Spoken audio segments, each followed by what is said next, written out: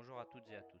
Aujourd'hui, on se retrouve sur MMTV en compagnie de Tanouche, avec qui nous allons parler des drones en général, de leur manière d'exercer ses libertés individuelles, des dangers et des atouts, puis des solutions, lois à respecter, interdictions et bonnes pratiques. Déjà, qu'est-ce qu'un drone? Un drone est un engin électrique sans pilote humain à bord. Ils peuvent être la plupart du temps télécommandés. Puis, que peut-on faire avec un drone? Un drone, ça sert à produire des photos et des vidéos, et sert aussi pour la surveillance en direct et à distance, pour une situation dangereuse ou d'urgence. Il y a notamment plusieurs types de drones qui existent. Les micro-drones, les drones tactiques, les MAL, moyenne altitude longue distance, HAL, haute altitude longue endurance. En quoi l'usage des drones est une manière d'exercer ses libertés individuelles? La commercialisation et l'utilisation des drones civils soulèvent des enjeux importants. Elles peuvent être équipées d'appareils photo, de caméras et de capteurs sonores, qui pourraient en tout autre gêner les autres. Alors, une liberté individuelle consiste tout simplement à ne faire tout ce qui nous nuit à autrui. Comme l'Art9 le dit, chacun a droit au respect de sa vie privée. Le drone s'utilise dans certains domaines, tels que le cinéma, le journalisme, notamment l'agriculture et la surveillance. Le marché du drone en 2015 est à 288 millions d'euros et crée notamment plus de 150 000 emplois en France. Donc voilà, je vais donner la parole à Monsieur Tanouche qui va nous expliquer les inconvénients et les risques du drone.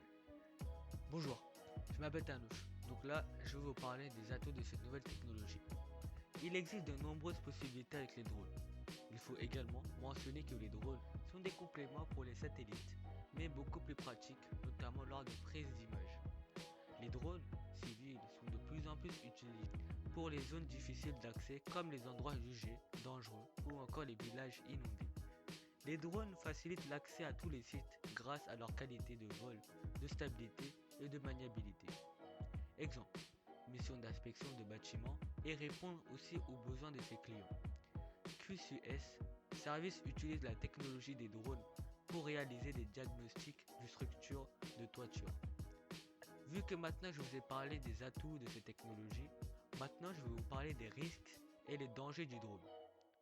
Déjà tout d'abord, les choses à ne pas faire en public. Je ne survole pas les autres.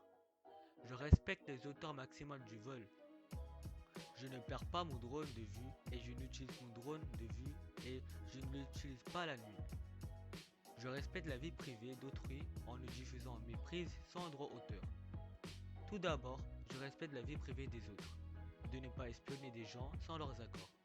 Puis, l'utilisation des drones expose les individus à divers dangers tels que le risque d'une collision avec une personne, si l'appareil ne survole pas la distance réglementaire ou s'il chute, ou encore à un risque de collision avec un véhicule ou un autre aéronef. En fin de compte, il y a les restrictions pour les centres de loisirs comme par exemple des vols interdits en France, tout près de la mer et aussi des hauteurs maximales de 50 mètres. Donc voilà mes maîtres, je vous ai parlé des risques et des atouts, donc à vous de continuer. Alors merci Monsieur Tanouche pour cette prise de parole et maintenant nous allons parler des solutions pour dépanner ces problèmes.